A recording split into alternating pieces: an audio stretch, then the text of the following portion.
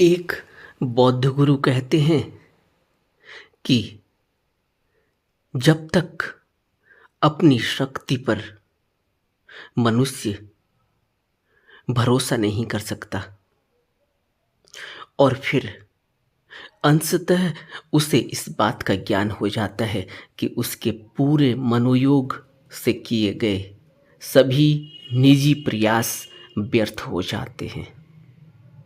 पहले वह अपनी शक्ति पर भरोसा करता है और फिर उसे इस बात का ज्ञान हो जाता है कि उसके पूरे मनोयोग से किए गए सभी निजी प्रयास व्यर्थ हो जाते हैं। तब वह मुक्ति के मार्ग पर किसी के सहारे आगे बढ़ना स्वीकार कर लेता है।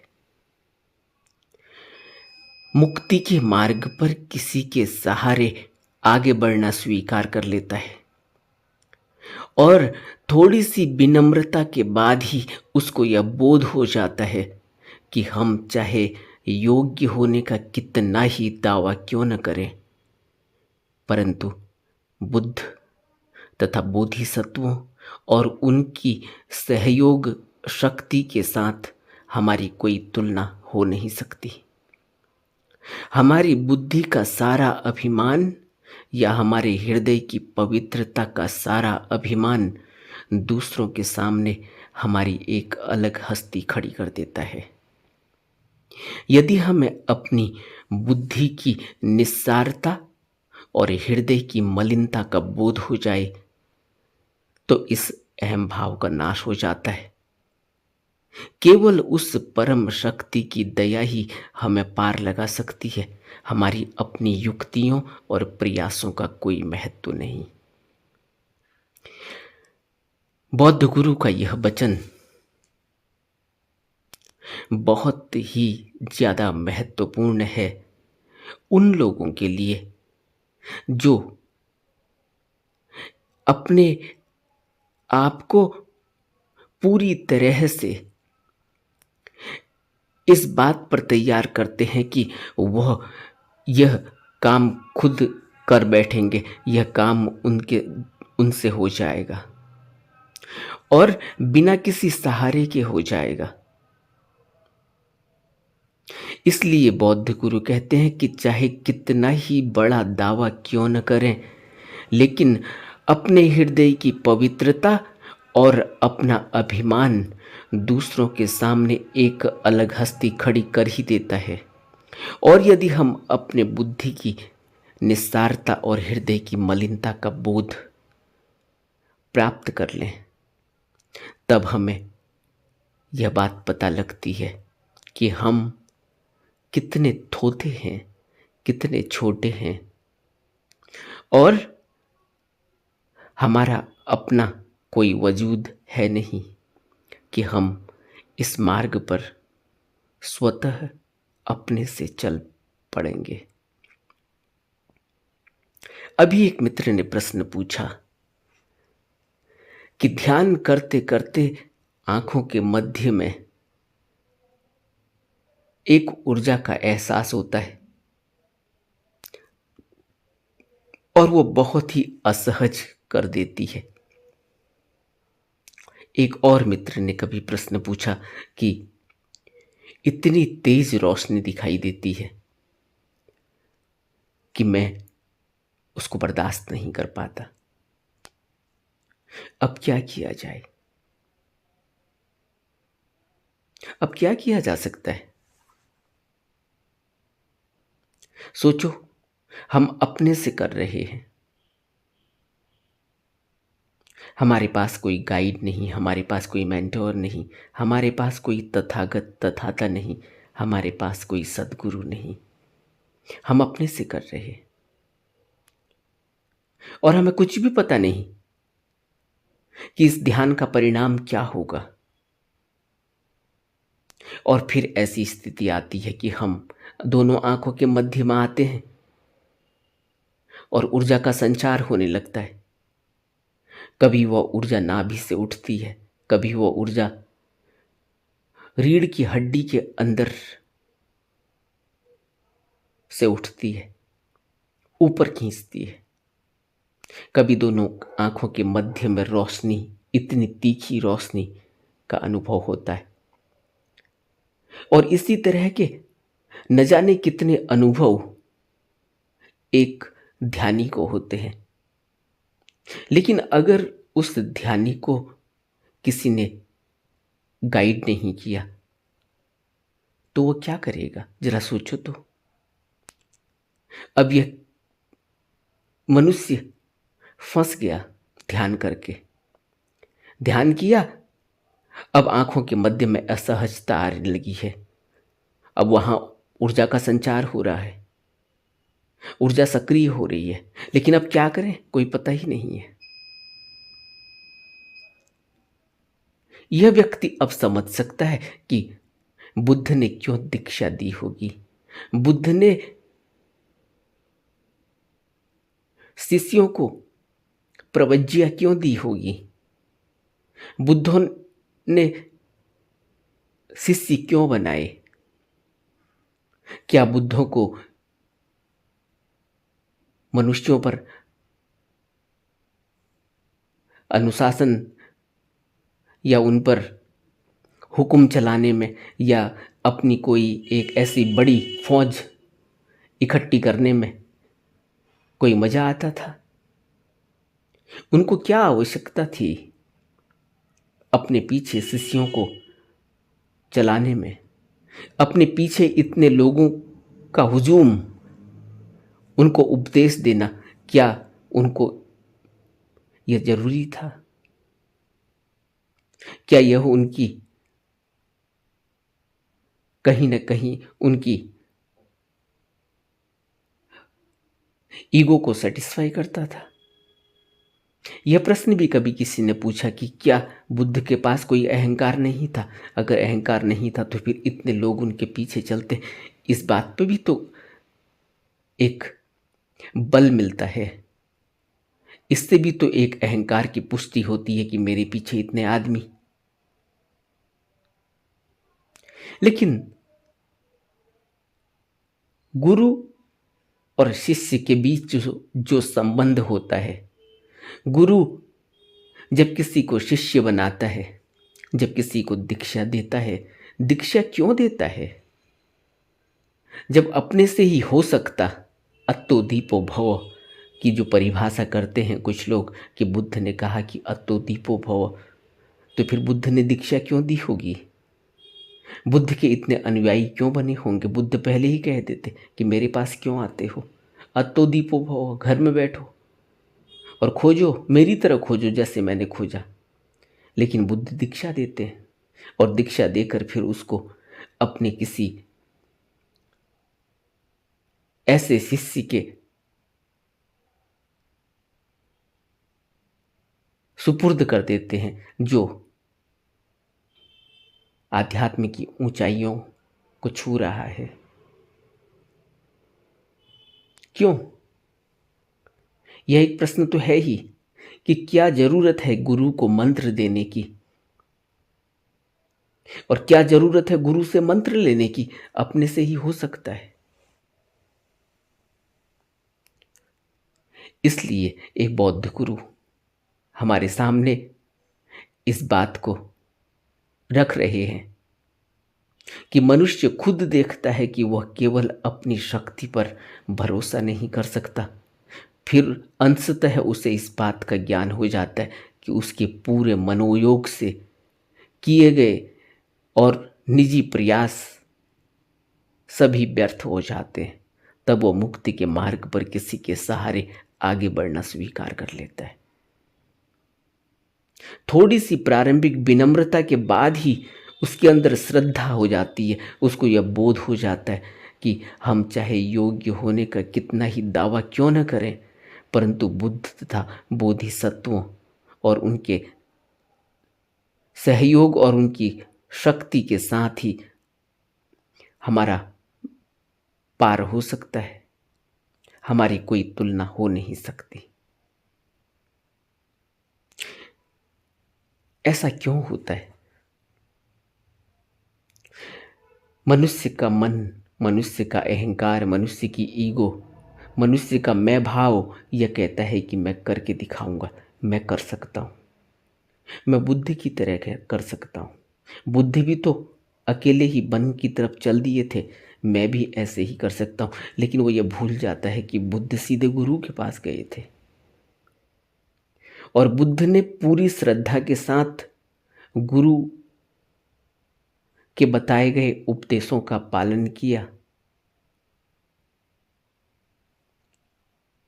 बुद्ध फिर दूसरे गुरु के पास गए, उसके द्वारा बताए गए उपदेशों का भी पूरा पालन किया।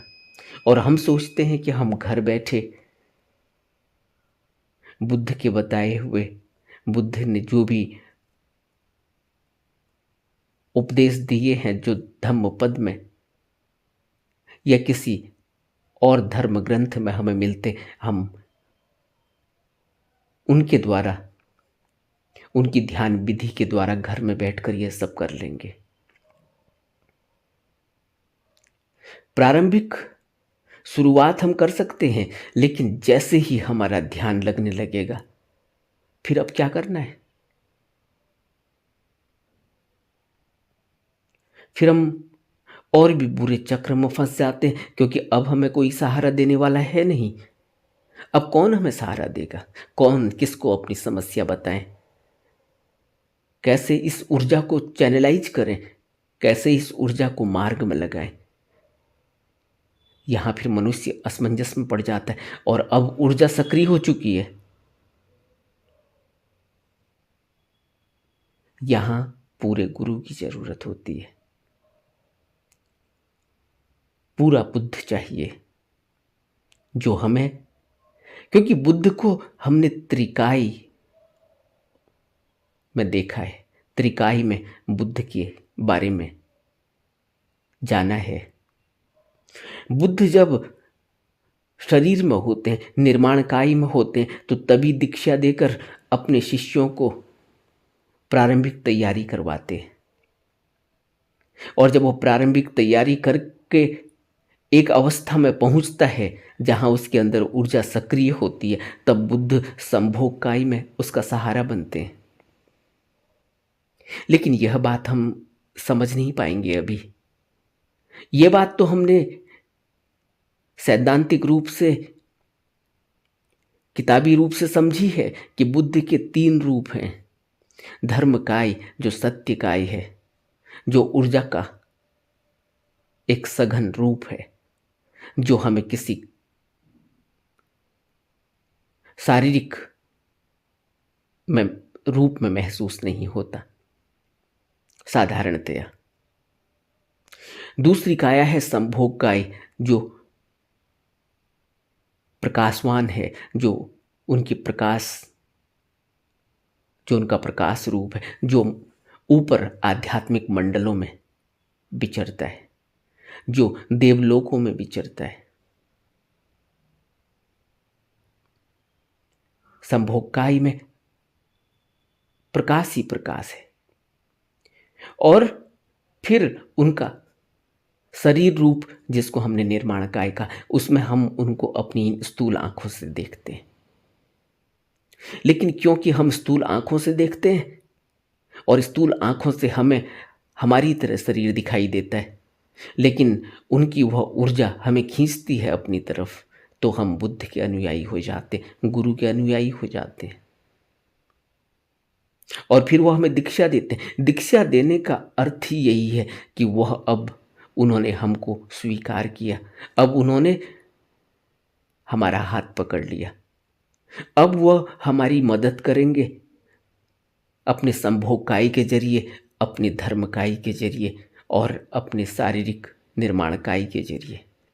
निर्माणकाई के जरिए मदद करते हैं जब हमें उपदेश देते हैं, निर्माणकाई के जरिए हमारी मदद करते हैं जब हमें दीक्षा देते हैं, निर्माणकाई के जरिए हमारी मदद कर सकते हैं जब हमें प्रश्नों के उत्तर देते हैं, निर्माणकाई के द्वारा इस शरीर रूप में हमारी मदद करते हैं जब हमारे साथ होते हैं,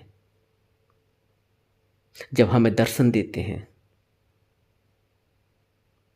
और संभोगकाई में हमारी मदद करते हैं प्रकाश रूप में, जब हम अपनी ऊर्जा को ऊपर खींचते हैं, जब हमारी ऊर्जा सक्रिय होती है, तो उस समय हमें जो अंदर से गाइड मिलता है, अंदर से गाइडेंस मिलती है, अंदर से सहारा मिलता है, वह बुद्ध के धर्म का ही बुद्ध के संभोग का ही का सहारा है।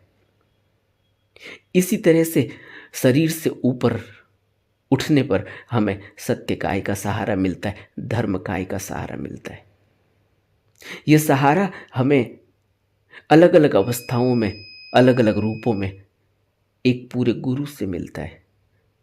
शारीरिक रूप से तो हम सिर्फ गुरु को स्थूल रूप में देखते हैं, शरीर रूप में देखते हैं, लेकिन गुरु तो इस लोक और परलोक दोनों में एक साथ रहता है, शरीर और शरीर के बिना भी, प्रकाश रूप में, आवाज रूप में, जिसको हम सुपर कॉन्शियस कहते हैं, जिसको हम भगवान ईश्वर कहते हैं। लेकिन यह बात समझ में नहीं आएगी ऐसे। अब अभी जिन मित्र ने यह प्रश्न पूछा है कि मुझे अब बहुत ही असहज महसूस हो रहा है, मुझे प्रकाश दिखाई दे रहा है दोनों आंखों के मध्य में, मुझे अब गाइडेंस की ज़रूरत है, मुझे पता नहीं कि अब मुझे क्या करना चाहिए, अब क्या होगा? अब या तो मैं ध्यान करना छोड़ दूं, लेकिन ध्यान करना छोड़ के भी क्या होगा? अगर ऊर्जा सक्रिय हो गई है तो ध्यान करना छोड़ेंगे, तब भी जब शिथिल अवस्था में बिस्तर में पड़े होंगे तब भी ऊर्जा कभी भी सक्रिय हो सकती है, तब क्या करेंगे? तो इसलिए एक खौफ पैदा हो जाता है, एक डर पैदा हो जाता है, एक शंका पैदा हो जाती है कि अब क्या। तो यह समझना चाहिए कि बुद्ध, कोई भी गुरु, कोई भी तथाता जब इस दुनिया में आता है धम्म चक्र प्रवर्तन के लिए, तो वह शिष्यों को कुछ निर्देश देता है, शिष्यों को कुछ संदेश देता है, शिष्यों को दीक्षा देता है, शिष्यों को कुछ नियम देता है।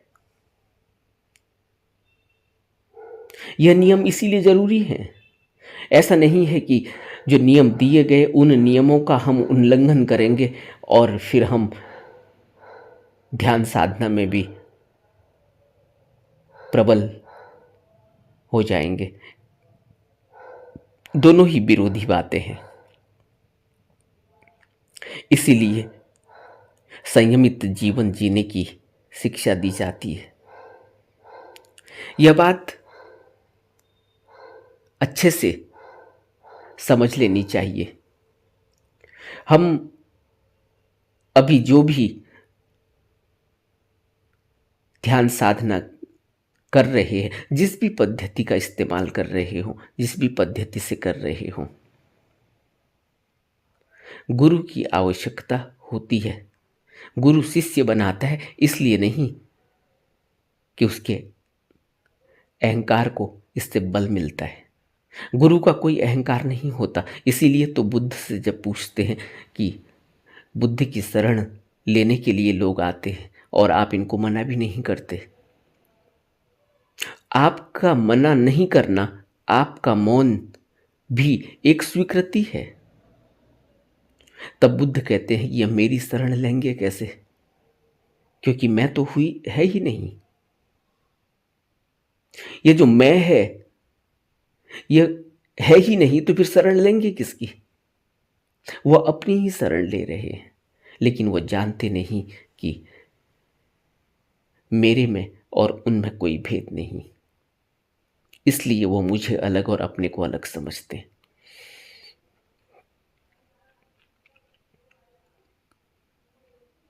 लेकिन यह बात एक साधारण मनुष्य की समझ में आ नहीं सकती जब तक कि वो एक अच्छा ध्यान साधना में रत रहने वाला न हो गया हो, जब तक उसे यह बातें अनुभव में न आने लगी हो कि वह चाहे कितना ही निजी प्रयास कर ले, सारे ही निजी प्रयास व्यर्थ हो जाते हैं। बुद्ध ने स्वयं इस बात को अपने अपनी जीवन यात्रा के दौरान में बताया कि जब उन्होंने सब कुछ छोड़ दिया, त्याग दिया, यह भाव भी छोड़ दिया, त्याग दिया कि मैं कर रहा हूं, मैं निर्वाण पाकर रहूंगा, तब तक वो निर्वाण की प्राप्ति नहीं हो पाई, क्योंकि मैं कर रहा हूं, यह मैं निर्वाण पा नहीं सकता, क्योंकि मैं जैसा कुछ है नहीं, मैं जैसी कोई आइडेंटिटी है ही नहीं। मैं एक आइडेंटिटी बनती है तो फिर अहंकार का पीछे से प्रवेश हो जाता है, और जब तक मैं है तब तक बुद्धत्व, तब तक बुद्ध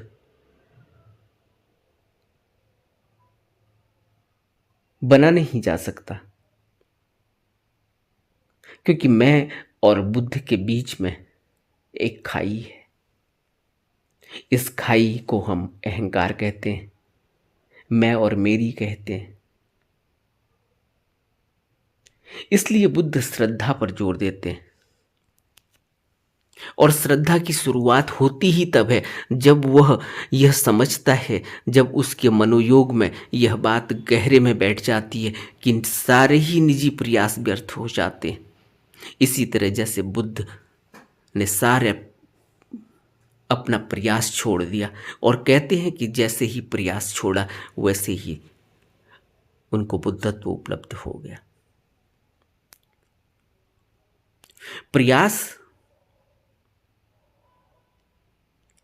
प्रयास करना है, लेकिन शरण लेने के बाद, शरण में उतरने के बाद, शरण अहंकार को मिटा देता है। इसलिए बुद्ध ने शुरुआत ही बुद्धम शरणम गच्छामि से करी कि अगर मैं हूं तो मैंने शरण ले ली, अब मैं हूं नहीं। यह मैंने शरण ले ली बुद्ध की, अब यह मैं जैसा कुछ है नहीं, अब तो बुद्ध ही है। बुद्ध की शरण लेने का अर्थ ही यही है कि अपने मैं को बुद्ध के आगे समर्पित कर देना, क्योंकि मैं से हो नहीं पाएगा, मैं बहुत छोटा है।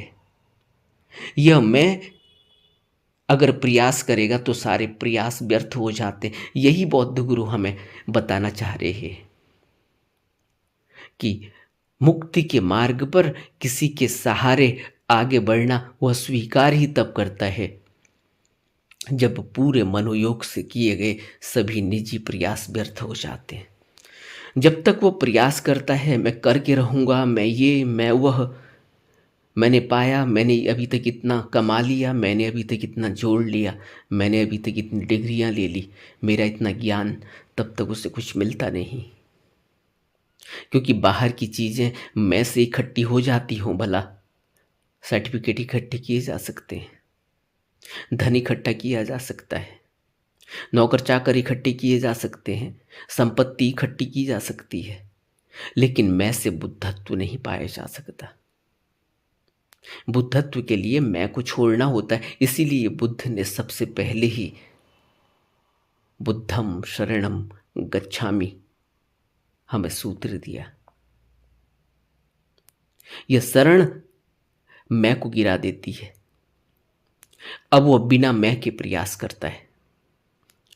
बिना मैं का जो प्रयास होता है, यहीं से विनम्रता आती है। जो बिना मैं का प्रयास है, वहां कोई दावा नहीं होता कि मैंने पा लिया, मैं योग्य हूं,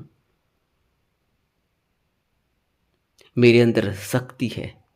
तब वह कृपा का जन्म होता है, जब वो कहता है कि प्रसाद, जब वो कहता है कि कृपा, जब वो कहता है कि दया, जब वो कहता है कि करुणा। बुद्ध की करुणा से मुझे मिला, बुद्ध की दया से मुझे मिला, बुद्ध की कृपा हुई तब मुझे मिला, बुद्ध का सहयोग और सहारा हुआ तब मुझे मिला। मेरी अपनी कोई औकात नहीं, मेरा अपना कोई अहंकार नहीं, मेरा अपना कोई वजूद नहीं, मेरी अपनी कोई शक्ति नहीं, कोई ताकत नहीं। तब उसे जो मिलता है वह बुद्धत्व ही है।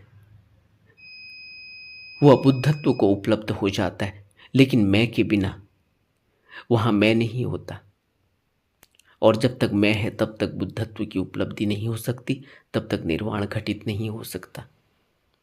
क्योंकि पूरी स्मृति का विकास, पूरी स्मृति खिलती ही तब है जब मैं न हो। अगर मैं है तो फिर स्मृति भी नहीं आ पाती, क्योंकि अहंकार के नशे में, मैं के नशे में, मेरे संकल्प, मेरा दावा, मेरा अपना, मेरी अपनी ताकत, मेरा अपना शौर्य, मेरी अपनी कीर्ति, ये सब कुछ ही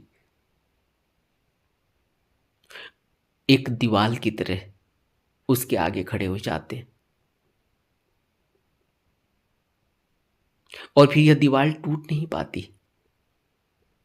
यह दीवार टूटने के लिए ही हमें बुद्ध की शरण चाहिए। शरण मजबूत होते ही यह दीवार अपने आप टूट जाती है। फिर वहां कोई कहने वाला ही नहीं बचता कि मैंने पा लिया। फिर वहां कोई कहने वाला ही नहीं बचता कि मैं अब इतनों का भला कर दूंगा। अब वहां कोई कहने वाला ही नहीं बचता कि मैं बुद्ध हूं। क्योंकि मैं जैसा कुछ होता ही नहीं तो मैं बुद्ध बनेगा कैसे? तब कृपा और दया का पता चलता है। तब बुद्ध की करुणा का पता चलता है।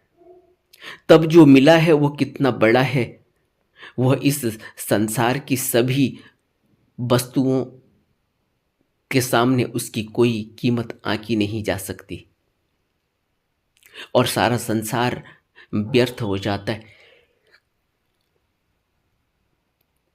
वह एक उपलब्धि इतनी बड़ी है, वह जो कमाया गया वह इतना बड़ा है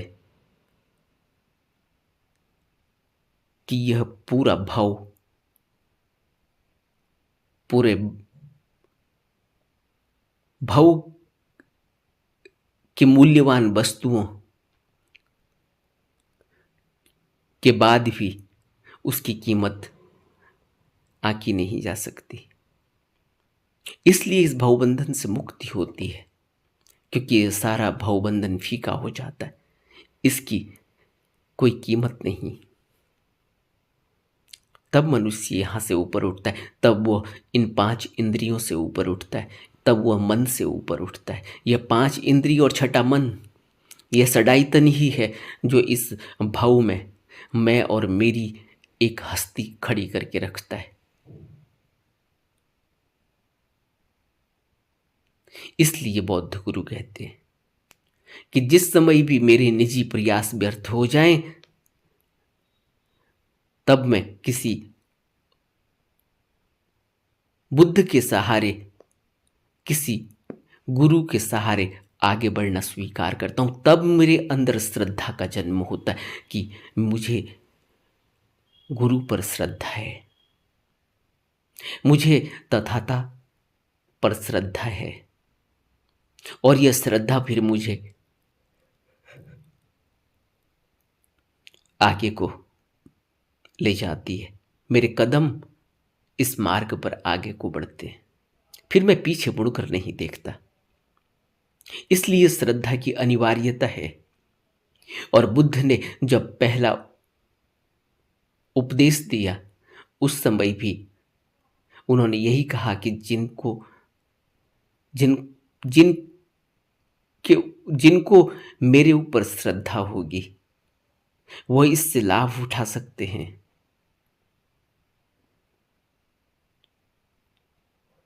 क्योंकि यह जो मिला है यह इतना बड़ा है कि इसको इसको लेने वाला कोई ग्राहक नहीं।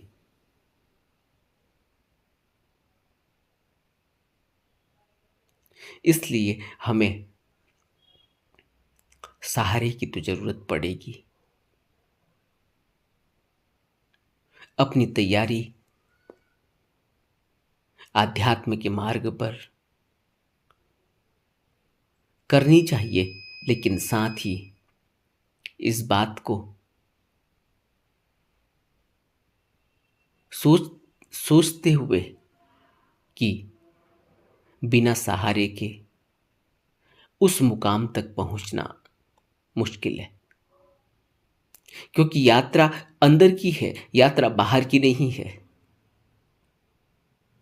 यात्रा इन नग्न आंखों से देखी नहीं जा सकती, यात्रा इस मन के द्वारा समझी नहीं जा सकती, इस बुद्धि के द्वारा कोई रोड मैप बनाया नहीं जा सकता। आंतरिक यात्रा है, अंतर्मुख होकर यात्रा करनी होती है, अपने मन के अंदर यात्रा करनी है, बाहर से इसका कोई संबंध नहीं। वहां कोई चाहिए जो हमारा हाथ पकड़ सके, वहां कोई चाहिए जो हमें गाइड कर सके, वहां कोई चाहिए जो उन मंजिलों में हमारे साथ हो, हमारा सहारा हो।